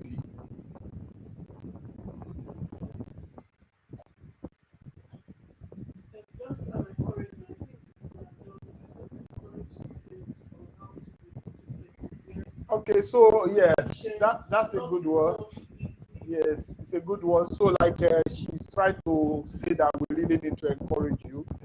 I must say sincerely that if you are coming to Portugal, I can tell you that even before I came here, I was also not interested in coming to Portugal. I was not interested. I wanted to go to Canada, or I have Canada, US, and Australia, New Zealand in mind when I was looking for PhD. I got offered in New Zealand, but without scholarship, then I rejected it. Portugal was an option for me for more than 6 years. I never wanted to go. And you can imagine if I had taken that decision 6 years ago, by now maybe I would have been or assistant professor and associate. But it's not a bad idea. Many of us we don't know. Here is really a good country for you to study. You may not make so big money like many African people, students. We have this mentality that let me go to Western world and make dollars. No, dollar is you can harvest dollar from the tree. It's not so bad. Portugal is a place whereby you can have very good life and you can actually make money, but it is not that rush money, yahoo money. It needs you to concentrate. You can get quality life, simple life, organized environment, one of the safest countries in the world. Portugal is one of the, and not only that, there is this golden opportunity that up till now everybody still keeps searching why. Their passport is one of the strongest passports in the world. If you check through the categories of a strong passport, the passport in the world, you see that Portuguese passport is around number 4 or number 5.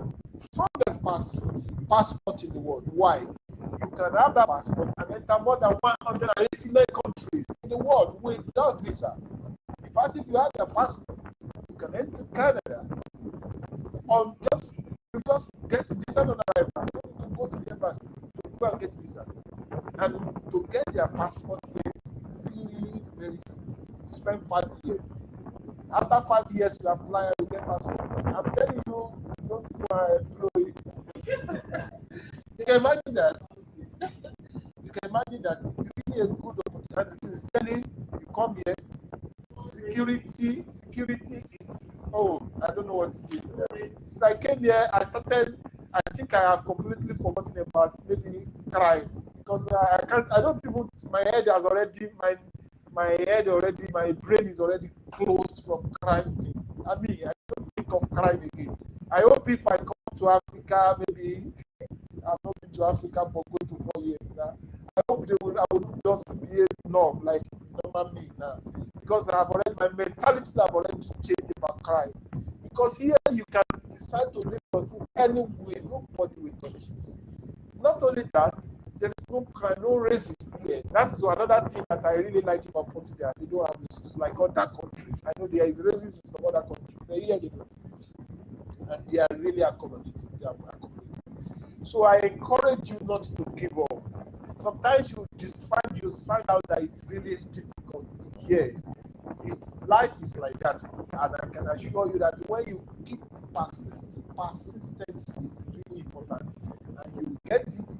If you come here with good intention, you may not even have money. Good intention, brethren, brothers and sisters, I can assure you that you will really appreciate God for taking that decision. You may not have fat account, but you have very bright opportunities that you will give to yourself, give to your children, and then you will be glad that you take the decision. So this is all I can tell you. So please continue to make effort with good intention, not for yahoo, not you. I don't encourage people that say, I want to come abroad to come and look for a job. Many people will tell you, there is work visa. I don't know about work visa.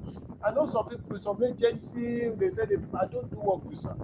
I only talk to serious students that is ready to make sacrifice. If you are a student, you are ready to study. You are not coming using study to camouflage, but you want to study and then make ends meet. Yes, talk to me. I will guide you. But if it is just for you to deceive yourself, you want to come here and after getting here, and then you will not start doing bad things. Well, you will not. I'm not in the right position to advise you. But if you are really coming, you want to study, and you want to labor and make ends meet. And as a matter of fact, to to also enlighten you. If you are such a student that you are very focused, you are like a king here. You are not a slave. Many people will tell you they go abroad, they go to Western world to go and watch play, to go and watch. A lie. It's a lie. Even if you will do that, it's just for a short time. If you know what you are doing, let me tell you secretly, black that are serious that know what they are doing, they are kings and queens. If you know what you are doing, nobody will relegate you. You know what you, and if you put, yes, if you put little effort. I remember back in ABU Zaria, the kind of reading that we did those days. If you do 50% of the kind of effort you do in Nigeria University, very tough Nigeria University, 50%, you will be a king or queen here. Right? So, know what you want. Don't come here because you want to come and deceive yourself. Come here to come and let them know that you don't come and disgrace black. Don't come here to come and disgrace. Come here to show that proudness, that quality that is in us. We have quality. We are so special. Come with that mindset. Settle down and study. And if you study and put effort, let me tell you, you will be celebrated. You will be seriously celebrated. So I encourage you, colleagues, to try your best. And I can assure you, you will really, really, really enjoy it. So thank you very much. Uh, why not? PhD funding can take care of a family of four. We are five. And we can live on, of course, it's not that maybe you will really be rosy, but at least I know my scholarship can take care of my family. We are Nigerians now, we sabi our way. We are not living like them. So you can still live on that funding and still save. Not in Nigeria, you be Abba, come on there. So so that is it. We have that brain. We Nigeria, we are not extravagant. You will still live comfortably and manage your life and still remember your parents in Nigeria. So it is. That's it. So thank you very much, brethren. Please, we have to go, and but if there are other questions, we will attend to. We'll come back here to attend to other questions offline. So Thank you for your time, for your scholarship in Italy. We still have, I think, we have till June 30th. June 30th for you to apply for that scholarship. if you get that scholarship, you will be paid 6,500 euro per annum. That is divided to 10, 650 every month. And there is also another package for 156 euro for per annum. That is the tuition fee. 156. You are only paying 156 euro. The only disadvantage of this is we have limited courses. They are already confirmed. If you are interested, put your email, please. Put your email. Let them send you email. Anybody that is interested for this year, we can see apply up till June 30. And after that, then you have to wait till next year. We also have opportunities in Canada. We have opportunities in Canada. We have opportunities in European countries. Just contact us anyone you want. We will advise you. I'm going to reiterate again. One thing that we can guarantee you here is transparency, quality, and exhaustive instructions that will help you. Nothing. We are not going to be biased. What if you are going to? If you have a chance, we'll let you know. If you don't have a chance, we'll let you know. So this is it. You can be so sure of that. And so this is what we have for you tonight. So thank you very much, and then I will be going offline now. So thank you very much.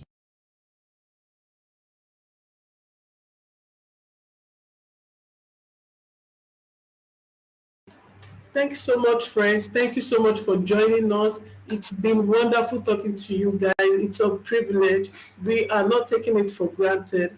Without you guys, without you coming to check my videos, without you coming to, like, some of you come to my Instagram, you encourage me. Despite sometimes I just finish my classes. My eyes are swollen. I do video. You could go back to watch it.